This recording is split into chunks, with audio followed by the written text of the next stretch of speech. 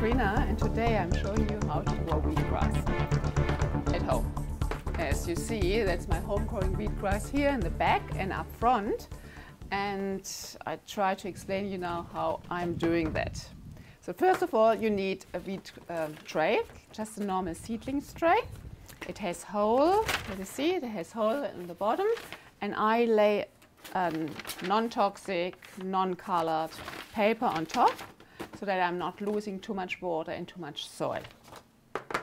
As a growing medium, I'm using cocoa peat, which is actually made out of just coconut fiber. It is compressed into a brick. The benefit of coconut fiber is it is 100% organic and it's absolutely clean of any fertilizers, pesticides or whatsoever. So I know I won't get any toxic substances into my wheatgrass. Next thing is it retains a lot of water, which is very helpful, especially as it dries out very fast. Next thing is too, with soil you can have all kinds of problems with mold and bacterial growth or fungus, which you don't want. So what you have to do with this one is you have to actually soak it in water for around 4 hours. One brick with 7 liters of water, which makes then at the end like a half full bucket. So I took already a little bit out of it.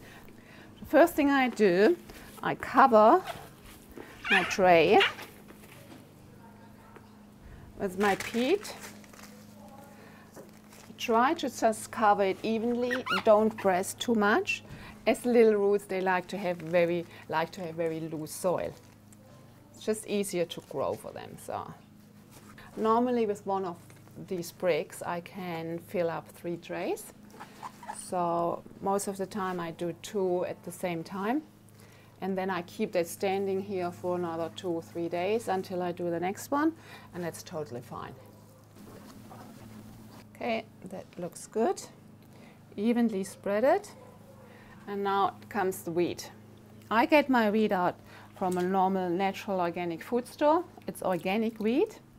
And I think that's a cheaper version than buying actual wheatgrass seeds, because it's actually exactly the same. Important thing, it has to be organic. I soak it for 10 to 12 hours overnight in very good drinking water. That's the next thing. Don't use any tap water. Use your reverse osmosis water or your filtered water, because we don't want to have any fluoride or chlorine or whatever in the seeds. So you have to spread them evenly, but very dense, because we want to have like a wheatgrass carpet.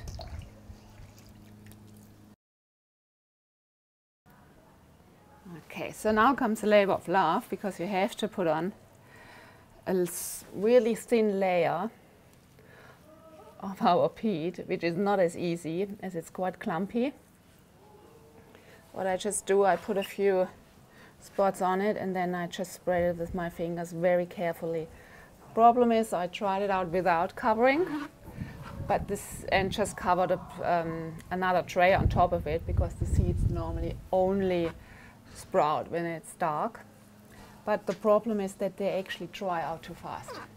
So with that light cover, they retain their moisture and they sprout much faster.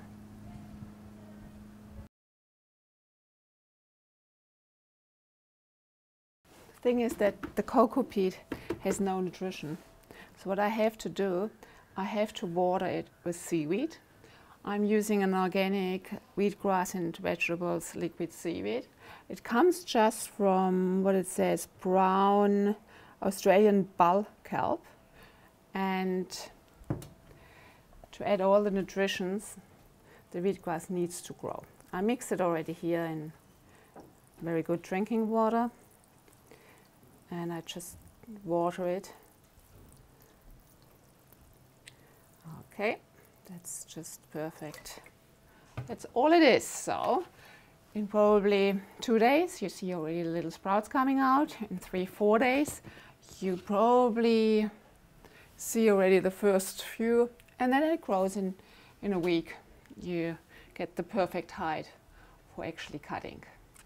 thing is then, you know, it's like this morning I just cut that part. You can, and this one yesterday, and it regrows. So you can actually have twice. You can cut it, and then afterwards you have to throw it away. And now I'm gonna show you how to choose it. First I'm gonna wash my hands. Okay, so we are back in the kitchen. What I do now, I just cut my wheatgrass. Take a scissors, cut them. Just take a smaller amount. What I always do, because even it's clean and you know I use only organic ingredients, I still wash it. So I have my good water in there. It's just like, I don't know, I have always the feeling fly sitting on there. It needs to be clean. And I've got here a Samson juicer, but there are many kind of juicer where you can use for choosing wheatgrass. There are even these little small hand wheatgrass juicer you can use. So the only thing you do, put that in, and my juicer is just perfect. It actually pulls it in by itself. I don't need to do anything. Now it comes out very, very dry. Just the fiber that comes out. It's very, very dry. Look at that. No juice in it anymore. You can turn it off. That's your perfect little shot of wheatgrass with all the nutrients. Very fresh, very live.